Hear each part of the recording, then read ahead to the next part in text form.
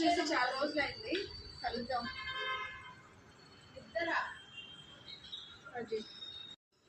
నువ్వు చాలా రోజులైంది చూసి. బాగున్నావా? రా లోపల రా, కూర్చో, మాట్లాడుకుందాం. చాలా రోజులైంది, రా కూర్చో.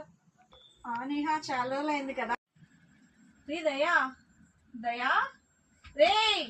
అంటే మీరా ఎప్పుడు వచ్చారండి? నేను వచ్చి ఎంతసేపు అయిందిరా? నువ్వు నన్ను పట్టించుకోకుండా ఎప్పుడా సెల్లులో మునిగావేంద్రా? ఏం చూస్తున్నావు? అయ్యో సారీ ఆంటీ, నేను మీరు వచ్చిండ చూడలేదు. సరిపోయిందిలే, నేను మిమ్మల్ని మాట్లాడిద్దామని ఇంత దూరం వస్తే నువ్వు సెల్లులో మునుగుతావా? అయినా సెల్ ఏందిరా? పక్కన మీకు ఇంటి పక్కన గ్రౌండ్ ఉంది కదా, గ్రౌండ్కి వెళ్ళి ఆడుకో. ఆ గ్రౌండ్ కాంటీ, అసలు ఆ గ్రౌండ్ అంటేనే నాకు పడదు. చెమట, ధూళి, మొత్తం స్మెల్ వస్తుంది ఆంటీ. పడదే పడదు, ఛీ. కాదురా, గేమ్స్ ఆడుకోకుండా ఎలాగా? ఆంటీ నేను రోజుకి 4 గేమ్లు ఆడతా. Cricket, chess, football, carrom board. అన్ని గేమ్స్ ఆడతావా? ఏ గ్రౌండ్కి వెళ్ళి ఆడతావరా? ఇదే నా గ్రౌండ్ ఆంటీ. ఇక్కడే ఆడుకుంటా ఆంటీ, 1-2 గంటల సేపు.